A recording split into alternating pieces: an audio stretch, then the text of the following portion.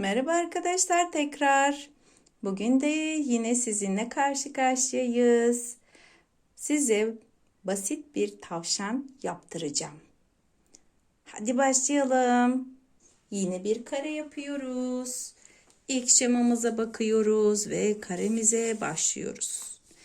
İşte ilk şema. Şemamız burada dursun. Hatırlayalım nasıl yapıyorduk karemizi. Şu sivri köşemizi aldım. Daha da sivri yaptım. Bakın kısa köşeyi alt köşemize alt çizgiye getirerek hizaladım. Ve burayı tutarak geri kalanları yaslıyorum. Ve burayı gelin şimdi fazlalığını makasla keselim artık.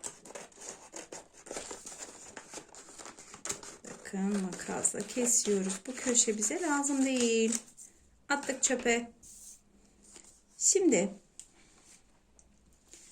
bunu bakıyoruz, bize üçgen olarak lazım. Ama biz şu orta çizgiye ihtiyaç duyacağımız için bir kere katlayalım. Sadece bizi kontrol ettirmek için lazım olan bir çizgi. Böyle yardımcı olacak bu çizgimiz bize. Açtım ikinci şemada, bakın bize diyor ki şemamız burayı, pardon 3 burada, burayı azıcık yukarıya doğru kıvırmamız gerektiğini söylüyor. Yani şu alt köşeyi azıcık bir kıvıralım. Azıcık dediğimiz şöyle bir kıvırıyoruz. Kıvırdık. Sonra şu ortadan, tam orta çizgimizden yukarıya doğru katlayacağız. Sonraki şema bu olmalı. Yani nasıl katlayacağız? Kağıdımı çeviriyorum. Katladığım yer şöyle olmalı. Bakın katladığım yer şöyle olmalı.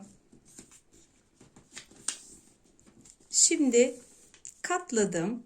Sonraki şekil bu. Bakın oldu mu? Oldu.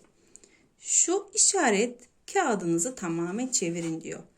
Çevirdim. Ve burada bize diyor ki kağıdımızı içeriye doğru çevirelim. Yani şurayı içeriye doğru çevirdik ve kulaklar daha çok uzadı. Bakın.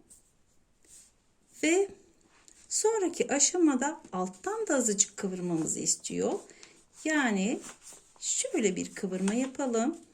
Bu ne kadar? Şöyle bir şey. Tam ortaya getirin tabii ki. Ve son hali bu. Bakın aynı şekil mi? Aynı. Bu sefer yine yüzünü gözünü yaparak bir tavşanımız olacak. Bakın. Bunları da boyayalım, içini dolduralım.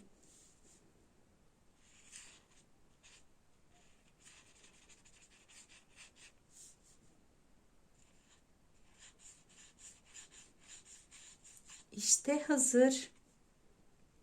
Benim tavşanım. Bu kadar. Masum suratlı bir tavşanım oldu. Sizler de kolaylıkla böyle tavşanlar yapabilirsiniz farklı renklerde. Benden de bu kadar. Kendinize çok iyi bakın çocuklar. Başka videolarda yine görüşmek üzere. Hoşça kalın.